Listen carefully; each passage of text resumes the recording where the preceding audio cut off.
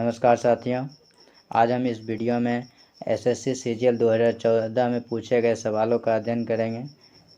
तो आइए चलते हैं पहला सवाल की ओर। पहला सवाल में आपको 5 कॉमन एरर दिया गया है। प्रत्येक कॉमन एरर में एक ऑप्शन रॉन्ग है, तो उसे आपको ढूंढना है। तो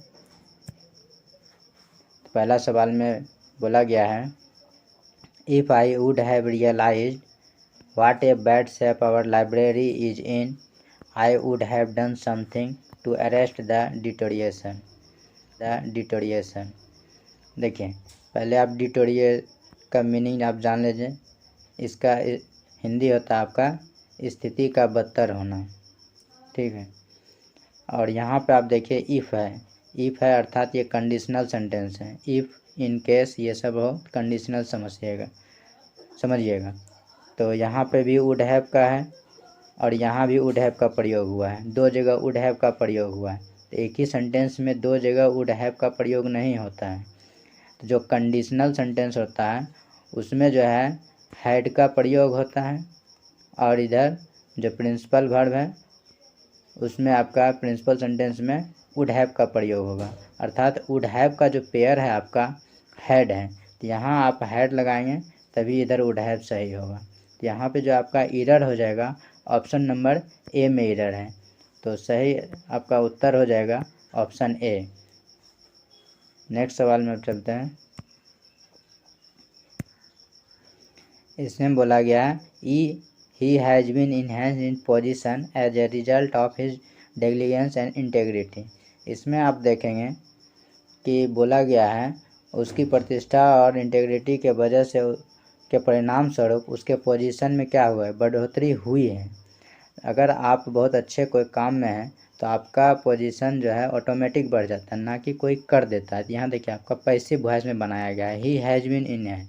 यहाँ पे जो है पैसिव वॉइस में नहीं बनेगा, क्योंकि ये चीज़ें ऑटोमेटिकली हो जाती हैं। तो यहाँ पे पैसिव नहीं बनेगा, ही हैज़ इनहैंस्ड होगा। यहाँ पे बिन गलत है, तो इस वजह से इसका सही उत्तर हो जाएगा आपका option number A. Next 3 number सवाल में देखेंगे, it is I who is responsible. देखिए यहाँ पे आपका रिलेटिव प्रोनाउन आई है और इसके लिए यहाँ पे इज दिया गया है, जो कि गलत है। आई के लिए क्या होगा, एम का प्रयोग होगा, तो इज गलत है, यहाँ पे आपका एम हो जाएगा। यहाँ पे जो आपका ऑप्शन सही होगा ऑप्शन बी हो जाएगा सही। नेक्स्ट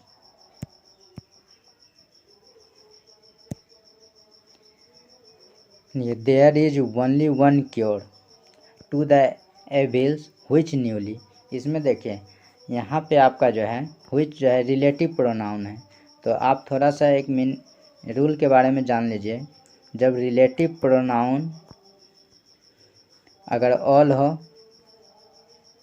समबडी हो, नोबडी हो, एनीथिंग हो, तो ओनली हो, तो इसके लिए जो प्रोनाउन आता है दैट आता है, हु या व्हिच नहीं आता है। तो यहाँ पे देखिए आपका जो है ओनली यहाँ प्रयोग किया गया है, तो ओनली है तो यहाँ प्रोनाउन आपका क्या आएगा, दैट होगा। तो इन सभी जो भी हम रिलेटिव प्रोनाउन लिखें इसके लिए प्रोनाउन दैट का प्रयोग होता है। जैसे एक सेंटेंस और लेते हैं, जैसे all that glitters is not gold, ठीक है। तो यहाँ देखिए ऑल आया है, तो ऑल के लिए प्रोनाउन क्या लिए, दैट लिए। यहाँ पर अगर हु या व्हिच देंगे तो गलत हो जाएगा। तो याद रखिएगा ऑल, समबडी, नोबडी, ओनली, इन सबों के साथ प्रोनाउन दैट का प्रयोग होता है। तो यहाँ व्हिच गलत है, आपका दैट आएगा। तो यहाँ आपका सही उत्तर हो जाएगा आपका ऑप्शन बी। नेक्स्ट इसमें बोला गया है he flew over extensively the Pacific last winter. देखिए यहाँ फ्लू क्या है, आपका वर्ब है। वर्ब के बाद क्या आता है, एडवर्ब आता है, जो कि एडवर्ब जो है ओवर के बाद दिया गया है। तो एडवर्ब जस्ट किसके बाद आएगा, वर्ब के बाद। तो एक्सटेंसिवली पहले होगा, ओवर बाद में होगा। यहाँ पर अरेंजमेंट में गलती है, तो जिस कारण सही उत्तर आपका हो जाएगा ऑप्शन बी। नेक्स्ट सवाल नंबर 6 से 10 में है, फिलर दिया गया है, तो आपको फिलर को सेंटेंस समझकर भरना है। 6 नंबर सवाल में देखेंगे, बोला गया the student was punished for his blank. Student को सजा दी गई किस वजह से? देखिए, इम्पुडेंस।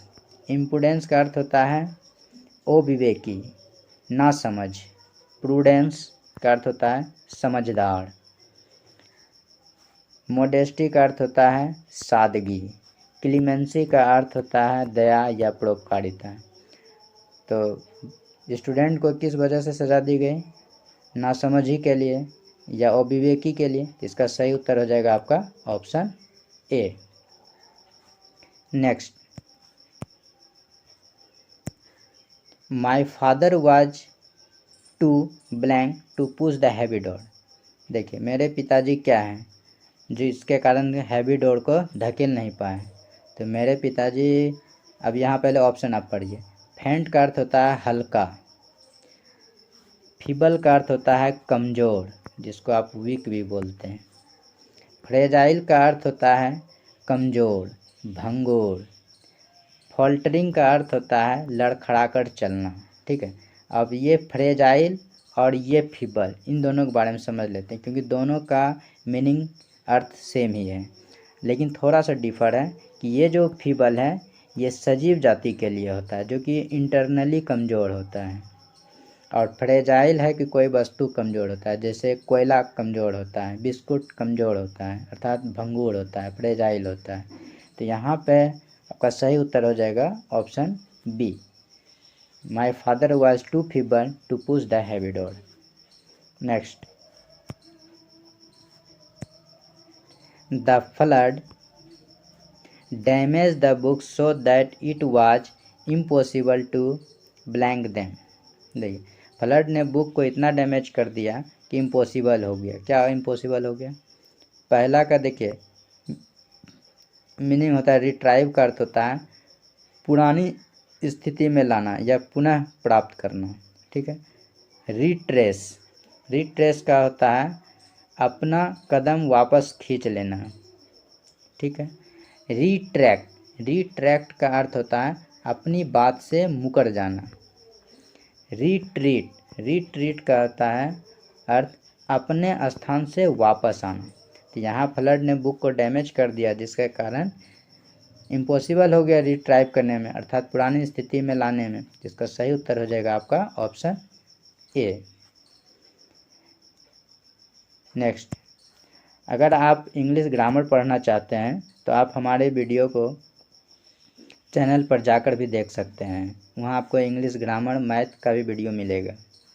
9 नंबर सवाल में देखते हैं, इसमें बोला गया his bungalow went through a mac. देख लीजिए आप यहाँ पे बंगला का स्पेलिंग, ये कभी कभी आपको जो है मीनिंग स्पेलिंग में भी दे दिया जाता है, तो इसका आप मीनिंग याद कर लेंगे।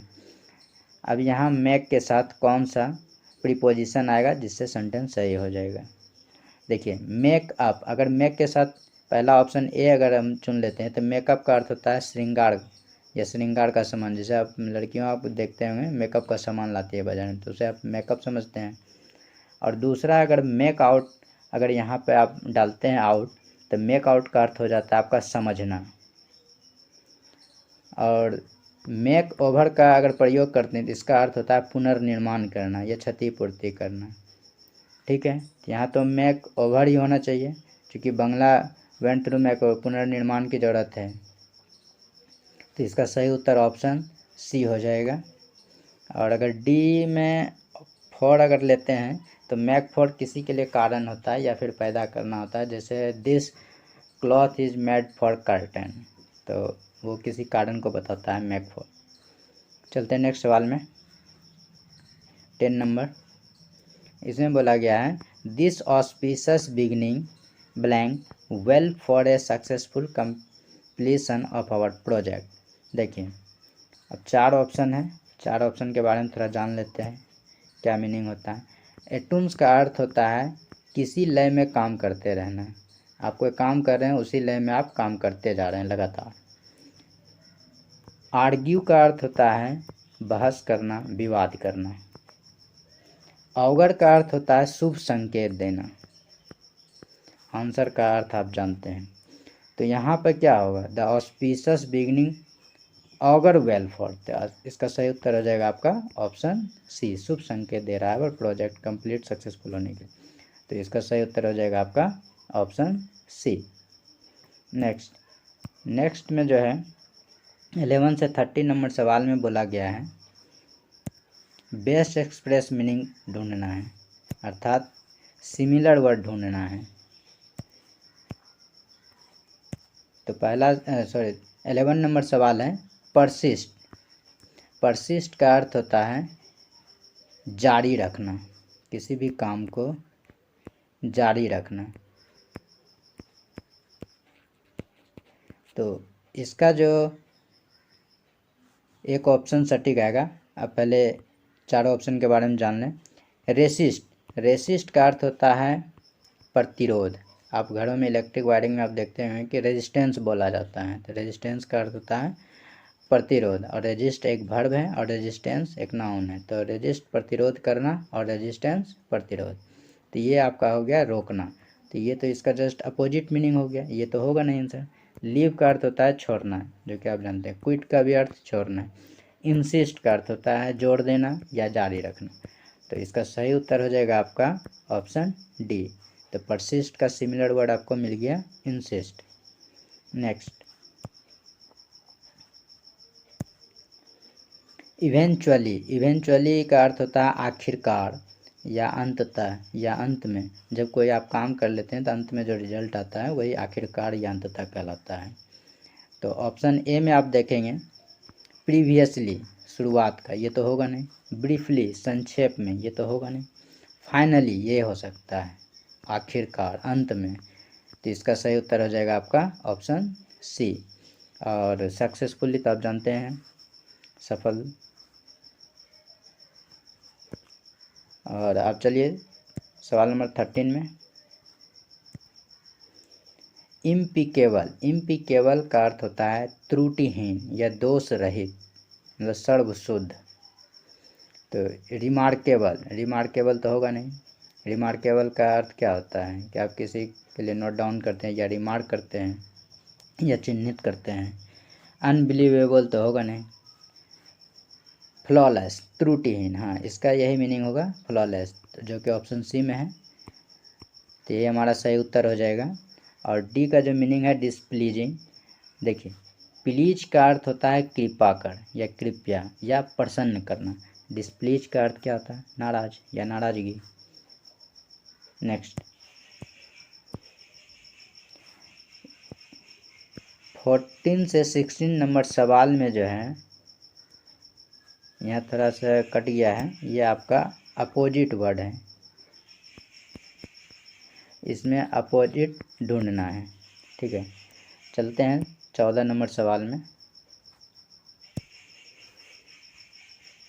प्री डायलेक्शन का अपोजिट ढूंढना है। तो प्री डायलेक्शन का अर्थ होता है काम के प्रति पसंदगी या रुचि। ठीक है, ऑप्शन ए में प्रीडिकामेंट दिया गया है। प्रीडिकामेंट का अर्थ होता है जटिल समस्या। और आफ्टर थाउट का अर्थ होता है आपका कुछ सोच कर, कोई काम कर रहे हैं उसके बाद आप जो सोचते हैं। एवर्सन का अर्थ होता है नापसंदगी और रुचि। यहाँ देखिए आपका पसंदगी वाला बात हो रहा था, रुचि वाला बात हो रहा है, इसका जस्ट अपोजिट हो गया आपका एवर्सन। तो इसका सही उत्तर हो जाएगा ऑप्शन सी। यहाँ देख लें पोस्टपोनमेंट, ये तो आपको पता है, रद्द कर देना, स्थगित कर देना। नेक्स्ट, पोम्पस का अर्थ होता है गर्वित या घमंडी। ठीक है, तो अपिस का भी अर्थ वही होता है गर्वित या घमंडी, अहंकारी जिसको आप कहते हैं। हम्बुल का अर्थ होता है विनम्र। तो मिक का अर्थ होता है दब्बू। ग्रैंडियोस का अर्थ होता है भव्य या शानदार। तो अपोजिट वर्ड ढूंढना है, तो यहाँ पे आपका हम्बल सही हो जाएगा पोम्पस का। तो सही उत्तर हो जाएगा आपका ऑप्शन बी। नेक्स्ट, यहाँ देखिए सीरीन का अर्थ होता है शांत। ठीक, काम का भी अर्थ होता है शांत, एंग्री का अर्थ होता है क्रोधित, बीटर का अर्थ होता है कटु, और रफेल्ड का अर्थ होता है अशांत, उथल पुथल। तो इसका सही अर्थ हो जाएगा आपका रफेल्ड, ऑप्शन सी। नेक्स्ट सवाल में 17 से 21 में बोला गया है, फ्रेज दिया गया है और इस फ्रेज से जो है आपको ऑप्शन ढूंढना है कि कौन सा सटीक होगा।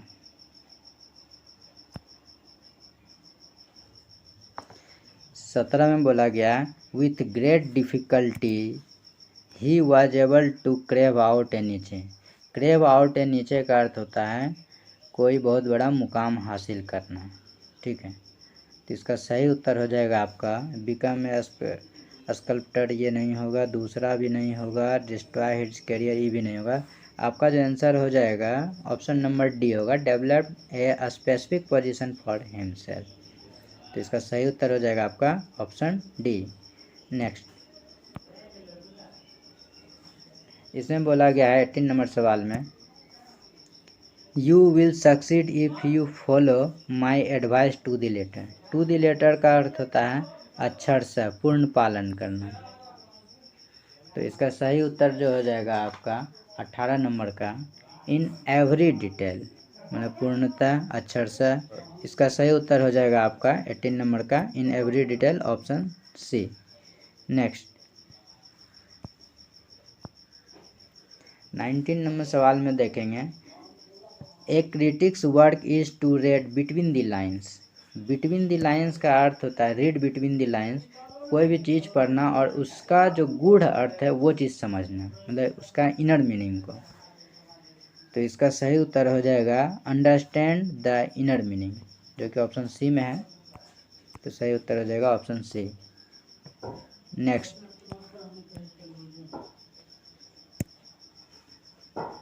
Where discipline is concerned, I put my foot down। तो इसका जो मीनिंग होता है, इसका होता है कि आप कोई काम करते हैं तो उसके बारे में बहुत मजबूती से कदम उठाते हैं, ठीक है। पुट माई फुट डाउन, मजबूती से निर्णय लेना है। तो इसका सही उत्तर हो जाएगा आपका, यहाँ देखिए बी नंबर ऑप्शन में लाइट स्टैंड है, सेकी स्टैंड है, हैवी स्टैंड है, फर्म स्टैंड, यही होगा मजबूती स्टैंड। मतलब कोई भी काम अच्छे मन से करते हैं या मजबूती तरीके से करते हैं उसे को कहते हैं पुट माई फुट डाउन। तो इसका सही उत्तर हो जाएगा आपका ऑप्शन ए। नेक्स्ट 21 नंबर सवाल में आप देखेंगे, इसमें बोला गया है कि द कन्विक्ट क्लेम्ड इनोसेंस। आरोपी क्या था, निर्दोष था। And stood his ground in spite of repentance, आरोप को स्वीकार करने, जब वो निर्दोष था तो उसने आरोप को स्वीकार नहीं किया। स्टूड हिज ग्राउंड, और उसने क्या किया, अपने आप को रिफ्यूज कर दिया गलती को स्वीकार करने से। तो इसका सही उत्तर हो जाएगा आपका रिफ्यूज टू इल्ड। जब आरोपी निर्दोष था तो उसने आरोप को स्वीकार करने से मना कर दिया, अर्थात रिफ्यूज टू इल्ड हो जाएगा इसका सही उत्तर, जो कि ऑप्शन डी में है। नेक्स्ट 32 से 38 नंबर सवाल में बोला गया है, वन वर्ड है, अनेक शब्दों के बदले एक शब्द। तो 32 नंबर सवाल में आप देखेंगे बोला गया है बिलीफ इन मैनी गॉड, कई सारे देवताओं में विश्वास करना क्या कहलाता है। चारों ऑप्शन के बारे में जानेंगे पहले। पेंथेइज, पेंथेइज का अर्थ होता है देव पूजा या सर्वेश्वरवाद। मोनोथेइज, मोनोथेइज्म का अर्थ होता है एकेश्वरवाद, अर्थात एक भगवान की पूजा या एक भगवान में विश्वास करना। पॉलीथेइज, कई सारे भगवान में विश्वास करना। इसका सही उत्तर हो जाएगा आपका ऑप्शन सी। एथियज्म का अर्थ होता है नास्तिक, अर्थात भगवान में विश्वास ही ना करना। नेक्स्ट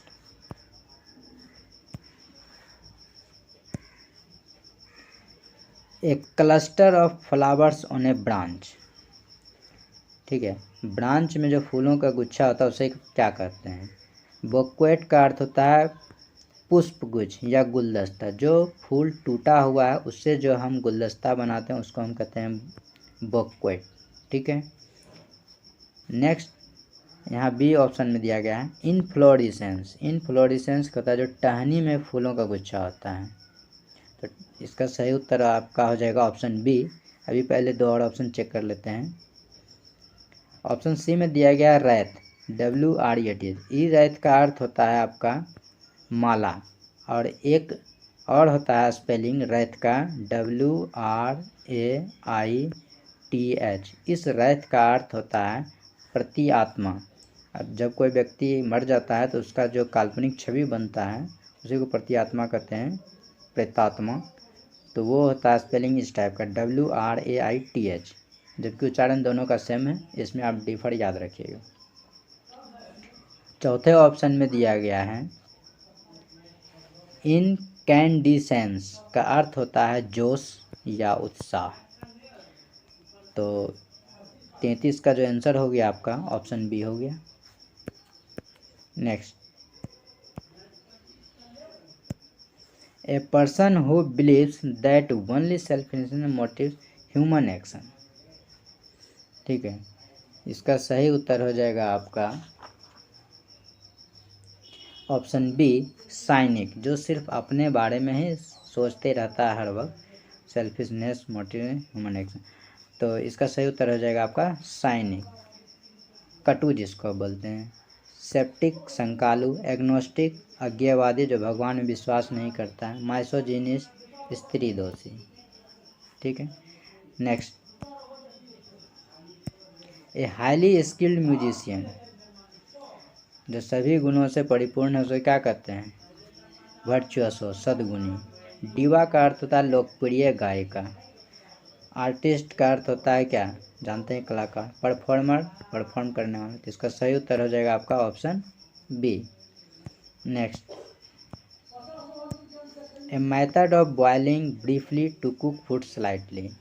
चलो, भोजन को आप धीरे धीरे बॉयल करने की प्रक्रिया को क्या कहते हैं। देखिए, स्टीम का अर्थ होता है भाप, ये तो होगा नहीं।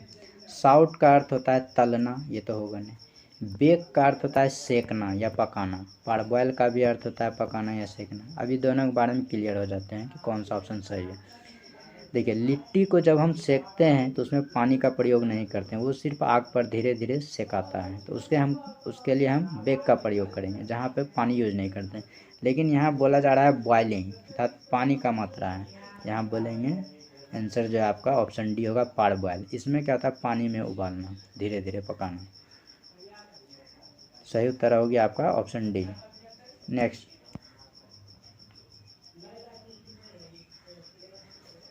इसमें बोला गया है the group specially in the art regarded as being the most experimental. जो आर्ट के स्पेशली क्षेत्र में एक्सपेरिमेंट का काम होता है उसको एवेंट ग्रेड कहते हैं। इसका एक और दूसरा मीनिंग होता है अग्रदूत। जब इस सेंटेंस में ये चीज़ लिखता है कि कोई किसी का लीडर बन जाता है या फिर उसके पक्ष में उससे आगे आकर बोलता है, तो वहाँ पर भी एवेंट ग्रेड का ही मीनिंग होता है। तो यहाँ दो अर्थ होता है एवेंट ग्रेड का, एक अग्रदूत या अग्रदल, और दूसरा कि आप किसी भी क्षेत्र के हैं उसमें जो एक्सपेरिमेंट करते हैं स्पेशली आर्ट में, उसको एवेंट ग्रेड कहते हैं। आइकोनोक्लास्ट होता है मूर्ति भंजक, अर्थात परंपरा को नहीं मानने वाला, पुरानी परंपरा जो चली आ रही, जैसे लव मैरिज पहले नहीं माना जा रहा था, सही है, अब माना जा रहा है, तो हम ये कहेंगे पुरानी परंपरा में माना जा रहा है, अब विरोध हो रहा है। तो रिवोल्यूशनरी, क्रांतिकारी। नर्ड का अर्थ होता है आपका बेवकूफ़। नेक्स्ट,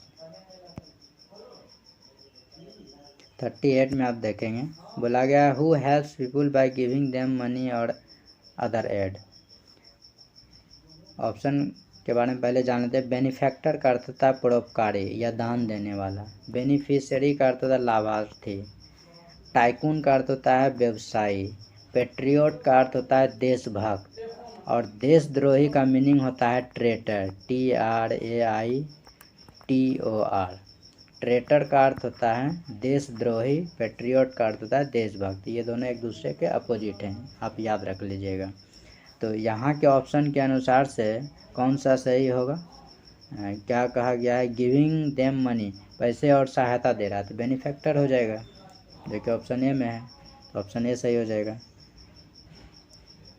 नेक्स्ट देखिए 39 और 40 में जो दिया गया है 4 ऑप्शन है, उसमें 3 मीनिंग गलत है, एक सही है, सही मीनिंग को चुनना है। तो पहला ऑप्शन में देखिए प्लेबियन तो चारों में है, इसमें देखिए PLEBEIN पहला भी सही है, PLEBEIN दोनों सी भी सही है, ये आपका बी और डी गलत है, मीनिंग ही गलत है। अब दोनों में जान लेते हैं प्लेबियन ऑप्शन ए वाला का अर्थ क्या होता है और ऑप्शन सी वाला का क्या अर्थ होता है। ऑप्शन ए में जो है इसका अर्थ होता है सर्वसाधारण, सर्वसाधारण, और ऑप्शन सी में जो प्लेबियन है इसका अर्थ होता है निम्न वर्गीय, ठीक है, निम्न वर्गीय। यहाँ पे आपका दोनों मीनिंग सही है, आप किसी को भी एक सही मान सकते हैं। 40 नंबर सवाल में सराउंडिंग्स का स्पेलिंग पूछा गया है, तो इसका मीनिंग आप जानते ही होंगे, सराउंडिंग्स कोई कठिन मीनिंग नहीं है, SURROUNDIN, इसका जो ऑप्शन हो जाएगा ऑप्शन नंबर बी हो जाएगा, SURROUNDINGS। तो 40 का उत्तर हो जाएगा ऑप्शन बी, चारों ओर घेरा। अब चलते हैं, इसमें ये आपका पूरा सेट खत्म हो चुका है, अब इसके नीचे पैसेज आता है, पैसेज आप बाद में किसी दिन आपको बता देंगे। इसके अलावा जो है यहाँ पर कुछ मीनिंग दिया गया है जो कि एग्ज़ाम के लिए काफ़ी महत्वपूर्ण है, तो आप इस मीनिंग को ज़रूर पॉज करके याद कर लीजिए। अब हम आपके पास आएंगे नेक्स्ट वीडियो में नेक्स्ट सेट के साथ, और ये जो अभी आप सेट प्रैक्टिस कर रहे हैं ये SSC CGL LDC MTS या अन्य कोई प्रतियोगिता परीक्षा जिसमें कि आपका इंग्लिश पूछा जाता है, सारे एग्ज़ाम के लिए काफ़ी महत्वपूर्ण होगा। अगर आप इस सेट को पूरा बनाते हैं तो आपका एक सेट बनाने से लगभग 4 सेट बन जाएगा, क्योंकि आपको इस सेट में फुल एनालाइज किया गया है, प्रत्येक वर्ड का के बारे में भी बताया गया है। अब आपसे अलविदा लेते हैं, तब तक के लिए अपना ख्याल रखें, जय हिंद।